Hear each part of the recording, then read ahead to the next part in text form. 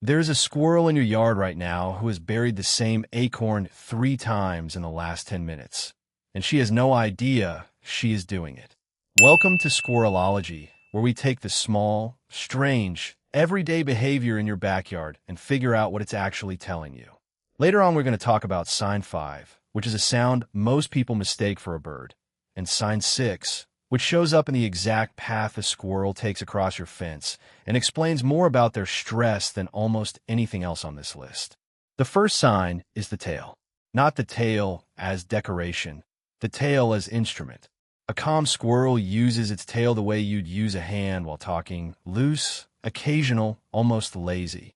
A stressed squirrel flicks it in short, sharp, repeated jerks, sometimes for minutes at a time. Even when nothing is chasing it, nothing is above it, and no threat is visible to you at all. Researchers who study squirrel communication, including Dr. Mikel Delgado, who has spent years studying fox squirrel behavior at UC Davis, have shown that tail flagging is directly tied to arousal and perceived risk, not just visible danger. The tail moves before the squirrel consciously decides to run, almost like a nervous system readout you can see from your porch. Try this tomorrow. Sit outside for 10 quiet minutes and just watch one squirrel's tail without watching the rest of its body. Count the flicks per minute. If you catch a squirrel flicking its tail in short, rapid bursts with no hawk overhead, no dog barking, no obvious cause, you're not watching random movement. You're watching a nervous system that has been on alert so long it forgot how to fully power down. And that is a strange thing to realize about an animal you've been half ignoring for years. The second sign lives underground in the caching. A relaxed squirrel is one of the most organized foragers in your yard. It buries food with intention, spaces caches apart, remembers landmarks, and returns to specific spots with startling accuracy. Dr. Lucia Jacobs at UC Berkeley has spent decades studying how squirrels use spatial memory to relocate buried food, and her research shows just how deliberate and cognitively demanding the caching process actually is. It is not random burying. It is a memory system. A stressed squirrel's caching starts to fall apart. It buries faster, shallower, closer together, sometimes digging a hole, dropping the nut, and running off without even covering it properly. The pattern that normally looks like a careful filing system starts to look like someone shoving papers into random drawers because the phone won't stop ringing. Try this tomorrow. Watch how long a squirrel spends at each burial site. A calm squirrel usually pauses, pats the dirt down, sometimes even places a leaf on top to disguise the spot. A stressed one barely touches the ground before it's moving again. What you're watching is a working memory system under too much load, and the sad part is when caching falls apart, the squirrel actually loses more food over winter, which means the stress you're noticing today might show up as a hungrier, thinner squirrel in February. The third sign is the freeze that goes on too long. Every squirrel freezes. It's built into them, a brief statue pose when something moves nearby, an instinct that buys a half second to assess before choosing to run or stay. That's completely normal and healthy. What's not normal is a freeze that stretches past a few seconds into 10, 20, sometimes a full minute, where the squirrel is locked in place long after the trigger has passed or was never really there to begin with.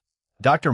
Steele at Wilkes University, who has studied squirrel foraging and predator response behavior extensively, has documented how vigilance behavior scales with perceived risk in an environment, and chronically elevated vigilance is one of the clearest physical markers of a stressed population. A squirrel that freezes appropriately is reading its environment well. A squirrel that freezes too long and too often is an animal whose threshold for what counts as dangerous has been reset lower than it should be. Try this tomorrow. Time a freeze the next time you see one.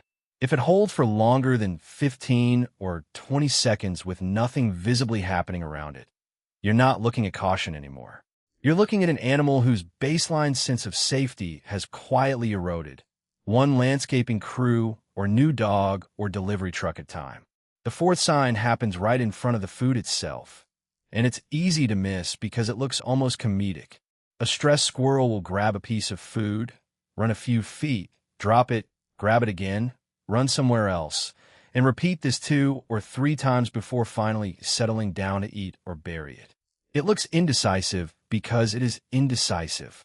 Chronic stress taxes the same cognitive resources an animal needs for basic decision-making, and foraging efficiency is one of the first things to suffer. A confident, low-stress squirrel commits to a spot almost immediately. A squirrel running on stretched nerves second-guesses itself in real time, and you can watch that hesitation play out nut by nut, right there in your grass. Here's where it gets more interesting, though, because signs 5 and 6 are the ones almost nobody notices, and once you hear them, you will never unhear them in your own backyard again. The 5th sign is vocal, and it's the one most people write off as bird noise. Squirrels have a whole vocabulary, short coot calls, longer quas, and a kind of muttering chatter that increases sharply under stress. A relaxed squirrel is mostly quiet, communicating with body posture and tail movement more than sound. A stressed squirrel becomes noticeably chattier, issuing alarm calls even when there's no predator in sight, sometimes just at the sound of a car door or a gust of wind moving a branch. What you're hearing isn't paranoia for no reason. It's a nervous system that has learned, correctly or not, that the world keeps producing threats, and the only defense is to announce every single one. Try this tomorrow. The next time you hear that sharp chattering bark from a tree and assume it's a bird, look up. If it's coming from a squirrel and there's no obvious predator around, you're hearing an animal that has essentially set its alarm system to hypersensitive, and that setting doesn't reset itself overnight. The 6th sign is written into the paths they take, and this one requires you to actually pay attention over days, not minutes. Squirrels are creatures of habit. A settled squirrel runs the same rooftop lines, the same fence rail, the same 3 trees, almost like a commute. When that pattern suddenly breaks, when a squirrel starts taking longer, more circuitous routes, avoiding open lawn it used to cross confidently, or suddenly refusing a route it used every day for weeks, that's a home range disruption, and it usually means something changed in its perceived safety. A new predator passing through, new construction noise, a dog that got off-leash once and left a lasting impression. The squirrel isn't being dramatic. It's recalculating risk across its entire territory in real time, the same way you might start avoiding a street after a bad experience on it, even if nothing happens there again. Try this tomorrow, over the next few days, actually. Watch the same squirrel's route for 3 mornings in a row. If it keeps changing, keeps hesitating at the same open patch of yard, you're watching an animal quietly redrawing its own mental map of where it feels safe. And then there's the 7th sign, and this one is different from the others because it isn't loud or twitchy or obvious. It's quiet. It's a squirrel spending more time alone than it used to, avoiding the chasing and mock fighting and general social noise of the others, sitting a little apart, grooming itself more than usual, or, in more extreme cases, less than usual, letting its coat go slightly unkempt in a way that would have been unthinkable a few weeks earlier. Self-grooming in rodents is deeply tied to stress regulation, sometimes increasing as a soothing behavior, and sometimes collapsing entirely when stress becomes too chronic for the animal to self-soothe at all.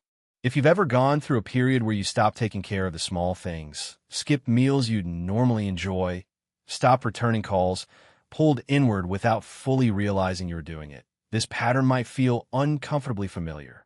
And if you're someone who's been lonely lately, or grieving, or just going through a stretch where the world feels a little too loud and unpredictable, watching a squirrel quietly withdraw from its own social world might land somewhere you weren't expecting. It's not a perfect mirror, squirrels aren't people, but the underlying biology of chronic stress, the way it isolates, the way it disrupts routine, the way it makes even food and grooming feel like too much effort, runs on remarkably similar chemistry across a lot of species, including ours.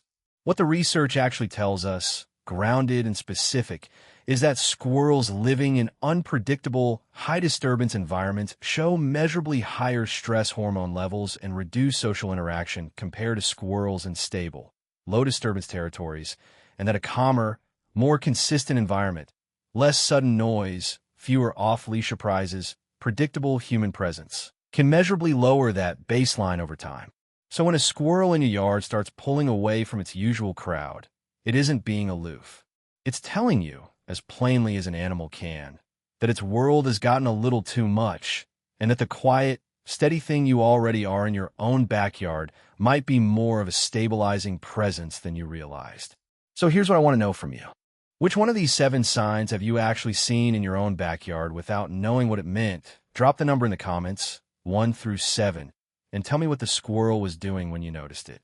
If this changed the way you're going to watch your backyard tomorrow morning, send it to the one person you know who already talks to squirrels like their neighbors. They'll thank you for it.